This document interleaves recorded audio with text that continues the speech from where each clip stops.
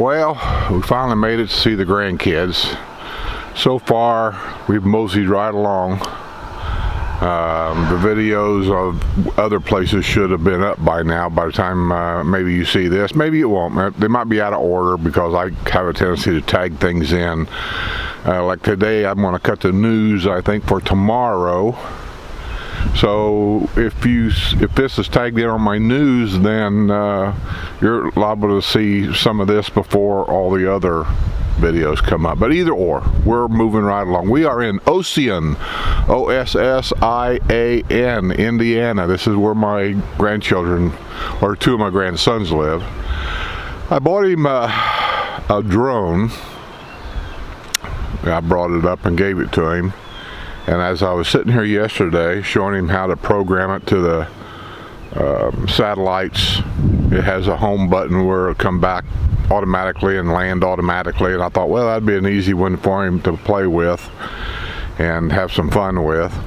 He's got a cell phone, smartphone, so anyway, I flew it for him once, showed him how to do it, and it came back and landed no problem. And then I tried to tell him certain things not to do because you'll crash it. Being a typical, I don't know how old he is, 10, something like that. Every other word out of his mouth was, I know, oh I know. And when I would try to tell him about, look, watch this number, watch that number, he would start talking about things that had nothing to do with what I was saying.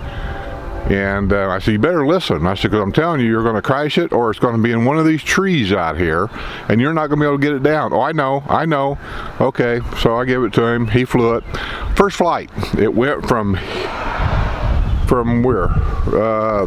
There where that little crack is. He landed it right there in the middle of the driveway. It went up in the air, about that high. I said, you need to go higher so you don't run into nothing. He goes, I know. And he flew it over there, and see that tree right there?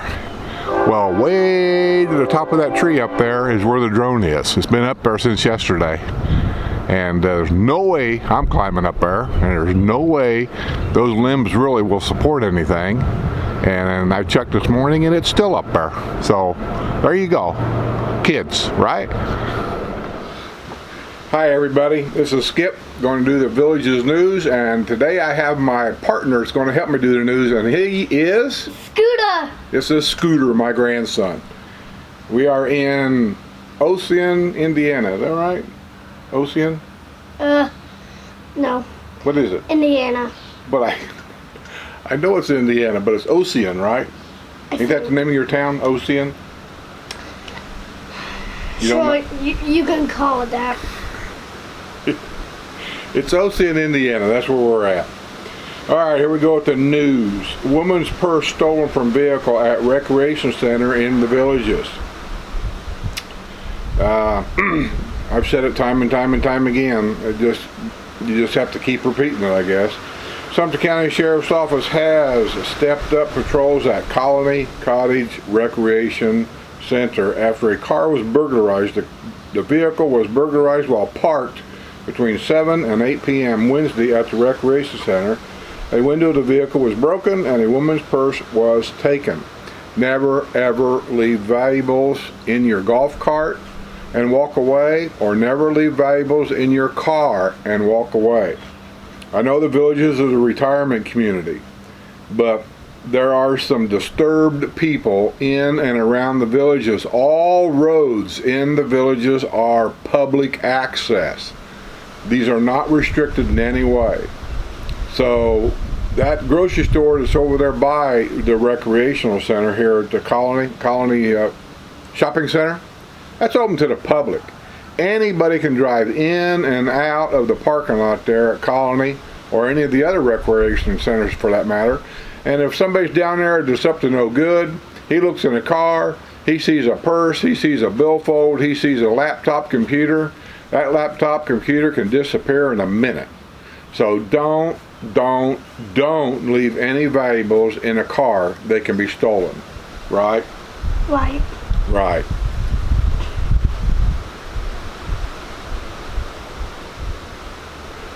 Remember the report we did a while back where a guy was drunk? He met a lady down at Brownwood, I think, and on the way home she fell out of the golf cart And then instead of him calling the police or whatever, he drug her body over into the bushes and left it and then drove on home. They arrested the guy and he was being charged with, I want to say something like, I don't know what it was.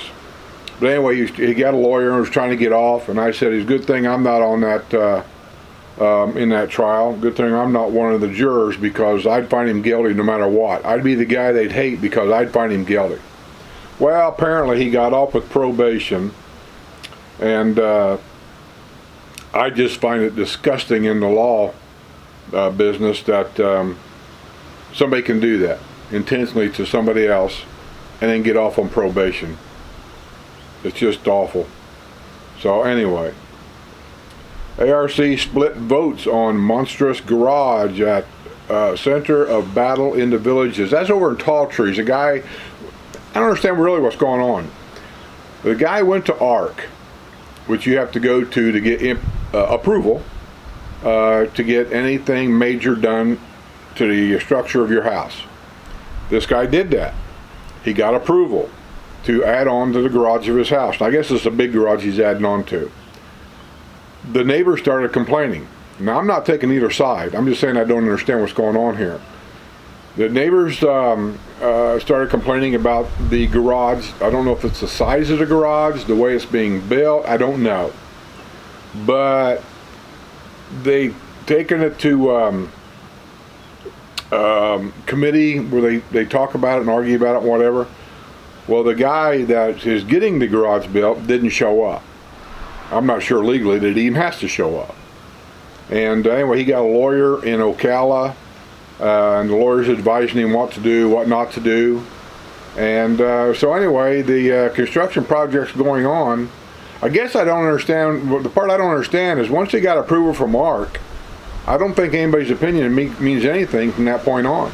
He got approval from ARC. So the construction project is going to go on. And so for somebody to say we want you to stop construction and tear down what you've already built and all this and that, to me just seems a little asinine.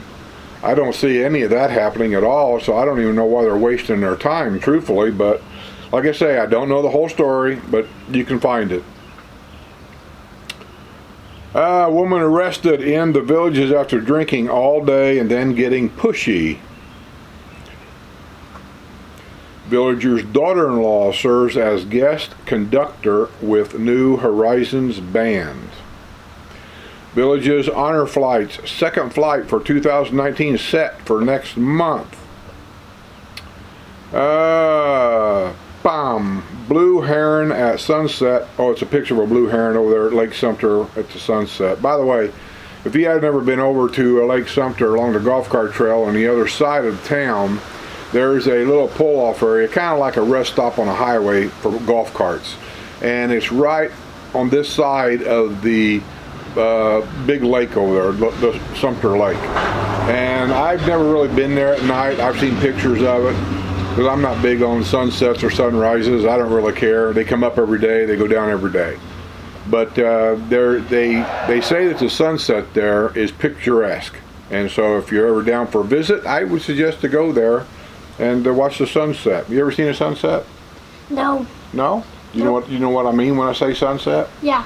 The sun's going down. Yeah. Do you ever see the sun come up? Yeah. Yeah? Yeah. Well, let me tell you, the sun going down looks just like the sun coming up, but it's on the other side. Ain't much difference. Yeah.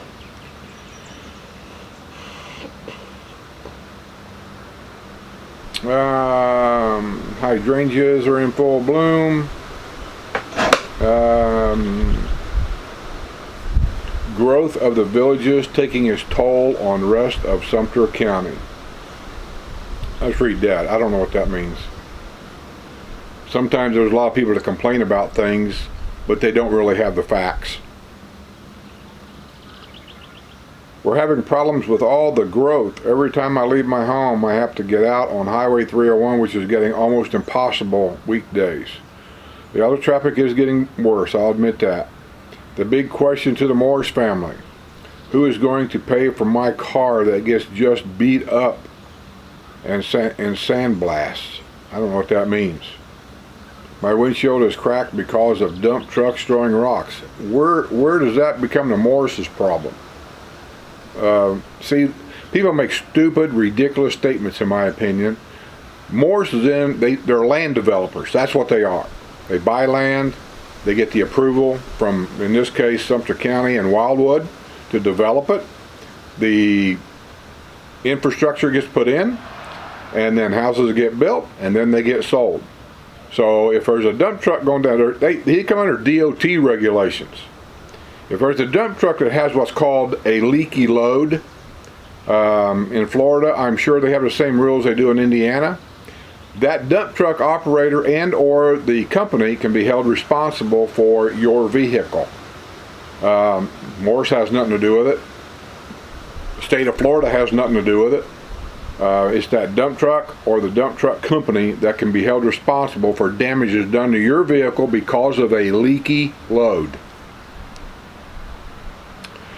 So okay, I get progress, but this is going to be for several more years. I'm sure responses will be, don't go out on the highway. No, I'm not saying that. Impossible. I have to travel these roads like the rest of us do. You're not alone.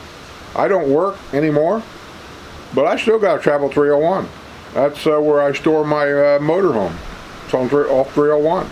We go to restaurants up and down 301. We go to the shopping over there, Southern State Shopping Center down 301 because it's quicker and easier. So I get what you're saying about the traffic because I've seen it. I am saddened that my county has let this happen without seeing the effects that all of this is having. Your county cares about one thing, and they don't care about one thing only. They really, truthfully, and I'm going to say this right blunt, and you're not going to like it, and a lot of people's going to be mad at me, but I'm going to say it. Your county don't care about you. All they care about is taxes. How much income can we get from this? And can I build a new police station and a new fire department out of this money that we're going to get from these houses that we're going to receive property tax from? That's all they care about, is the city budget, the city budget, the city budget, the city budget. We don't care about Joe Blow's house down here and how it affects him getting back and forth to work. Just don't care. And they don't never take that into consideration. They'll tell you they do, but they really don't. All the people that's complained in my life, that's complained about overdevelopment because they think it affects traffic, and it does.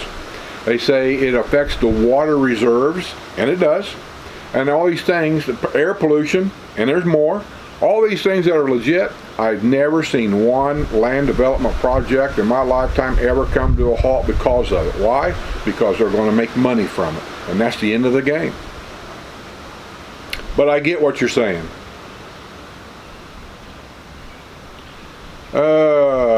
What do you think about that? It's like pretty cool. Pretty cool? Yeah. Okay.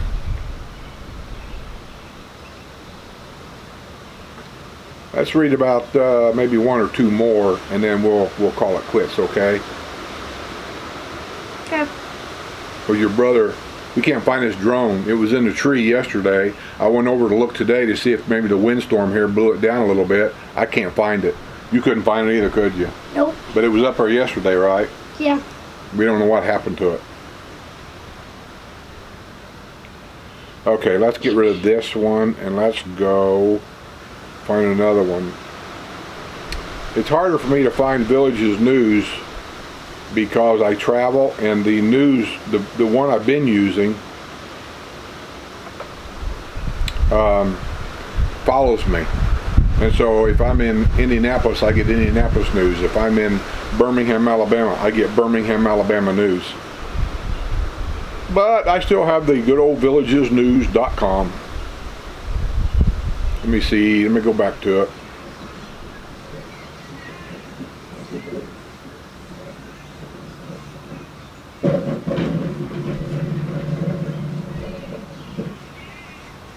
There it is.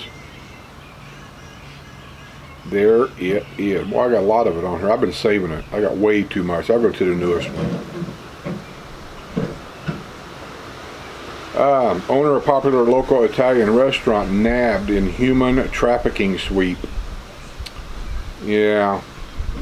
Chefs of Napoli. They've got like 3 different restaurants that I know of.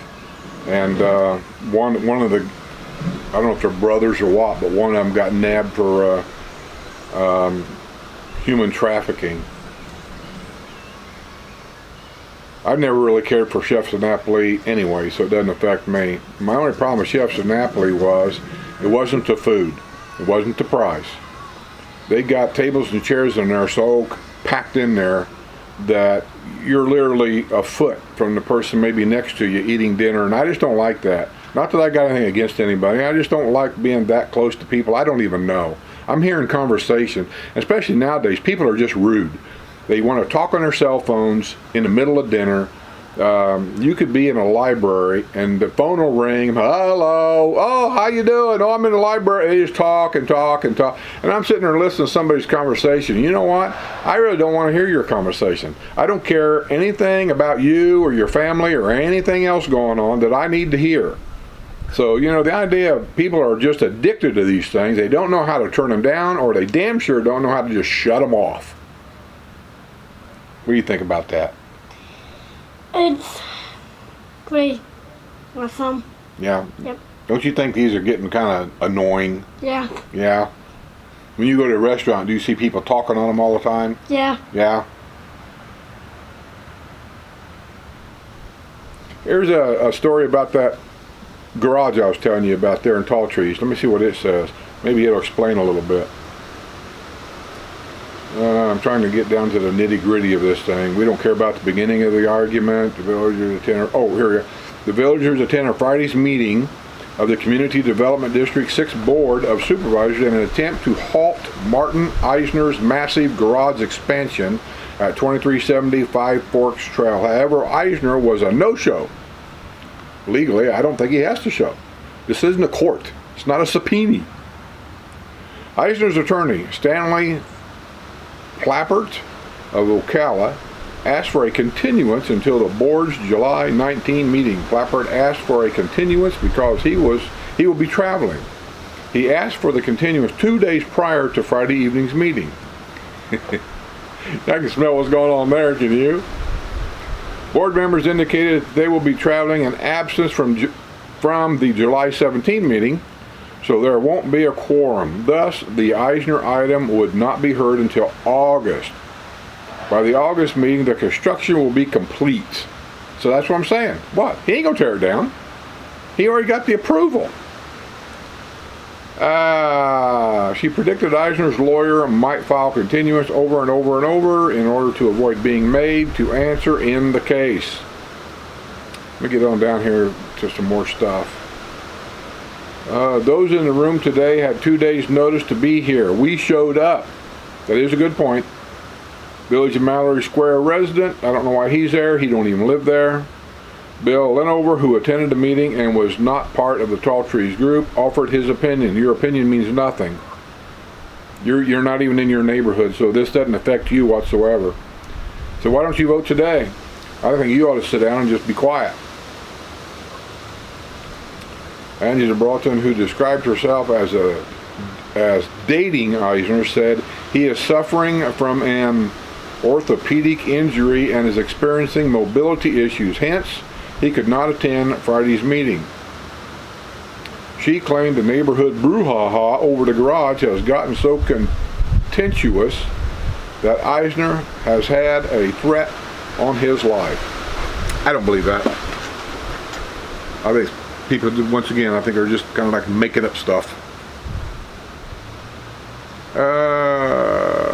The board's legal advice was to grant the continuance. CD6 Supervisor Pete Mueller was clearly tormented by the board's lack of opinions. There are things happening at the property, Mueller said. Supervisor Tom Griffith said he would like to hear the matter sooner rather than later. Not granting a continuance could be problematic. Whatever we do is appealable. We don't want to make it an easy appeal. I sense the frustration and angst of those in the room.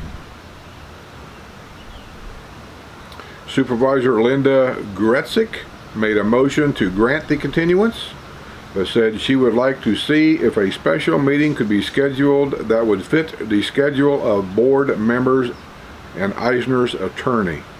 It passed unanimously. You know, I'm just going to back up a little bit. I'm just going by my memory, and it sometimes ain't the best. when this thing first started, I could swore I remember reading where he had, on a certain date, went in and got ARC's approval to build this garage. I'm assuming that I remember correct. Maybe I'm remembering some other story. If he did not get ARC's approval, then there could be a big problem here. But if he did, then I just don't see the problem. That's just me. But we'll see how this turns out. I'll try to keep you informed as much as I can.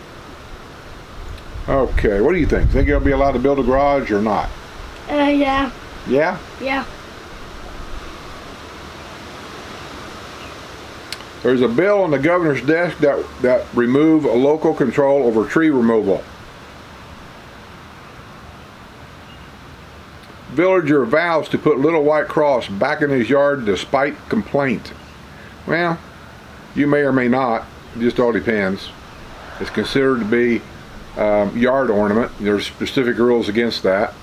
And then secondary is a hurricane standard. That little white cross you're putting in the yard during 120 mile an hour winds can come out of the ground and fly around and possibly stab somebody in the heart. I mean, that may be a little out there, but it could happen. So just keep that in mind. Okay, I think that's enough right now. Me and Scooter's going to get out of here. We're going to go play some ball. We're going to shoot each other with this little toy gun in there. We've been chasing each other around all day, right? Right. Right. How many times do you shoot me? I think like 7. 7 times? I think. How many times did I shoot you? 9. 9? So I'm ahead. Yeah. Yeah. Alrighty, we're going to get out of here.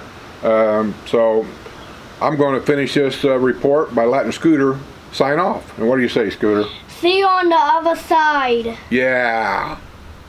Okay.